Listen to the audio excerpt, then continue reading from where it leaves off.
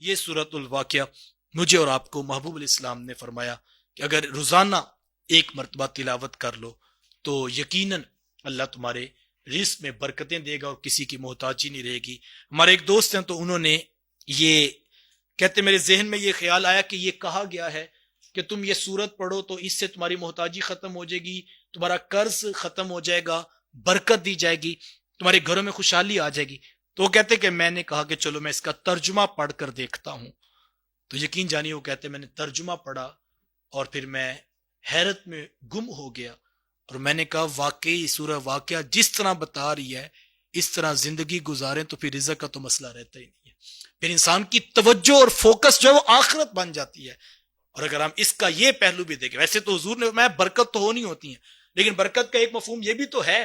کہ بندے کی، اقبال نے کہا تھا تیری آرزو ہے کہ تیری ہر دعا قبول ہو، میری آرزو ہے کہ تیری دعا ہی بدل جائے۔ سورہ واقعہ شاید یہی مفہوم سکھانا چاہ رہی ہے ہمیں کہ ہم چاہتے ہیں لاکھوں کروڑوں آ جائیں، سورہ واقعہ سنا رہی ہے نہیں میاں دیکھو تو صحیح، ختم ہو جانا ہے، حصے تین بنیں گے، ایک سابقون کا، ایک اصحاب الیمین کا، ایک اصحاب الشمال کا۔ مجھے بتاؤ جو ان تین حصوں کے اندر ساری زندگی روزانہ یہ پڑھ کے سوئے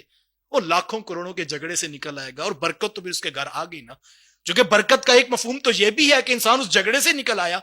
تو اللہ کرے ہماری یہ دعا اس لہجے میں قبول ہو جائے کہ ہم جب سورۃ الواقعہ پڑھیں تو اللہ ہمیں دنیا کے اس جنجلاہٹ سے اور دنیا کی اس دوڑ سے ہمیں نکال کر آخرت جس کا قبلہ بن جائے،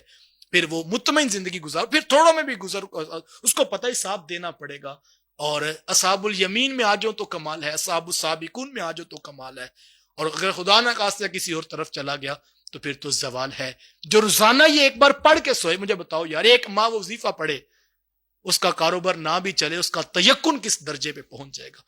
پھر وہ ان چیزوں سے جب وہ نکل آئے گا۔ اور یہی شاید ایک مفہوم اگر ہم مانیں حدیث کا جو بتایا گیا، خوشحالی آ جائے۔ اگر ماں نے بھی پڑھی ہوئی ہے، بیٹے نے بھی پڑھی ہوئی ہے، گھر والی نے بھی یہ حدیث پڑھی ہوئی ہے، اور یہ آیت، یہ سورت روزانہ پورے گھر والے پڑھ کے سوتے ہیں۔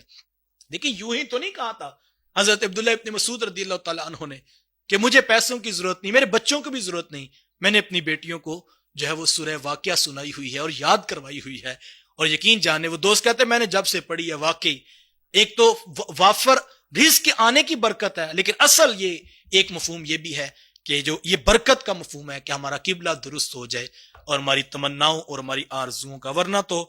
میں اکثر دوستوں سے کہتا ہوں جنہوں نے تین بار حکومت کے مزے چکھ لیے، راج تو بھی ان کا بھی نہیں ہوا، ہم تو ہزاروں لاکھوں مساں کروڑوں میں کھیلنے والے لوگ ہوں گے، لیکن راج تو ان کا نہیں ہو رہا جنہوں نے تین بار حکومت، وہ بھی ابھی موت قریب آ پہنچی شاید، تو وہ یہ سوچ رہے ہیں ایک باری اور مل جائے تو پھر شاید ہمارا لطف پورا ہو جائے۔ یہ کبھی نہیں پورا ہوگا، اس کے ساتھ جڑ جائیں۔ اب جب میں اور آپ یہ سن چکے تو میں اور آپ اس کو اپنی زندگی کا وظیفہ بنا لیں۔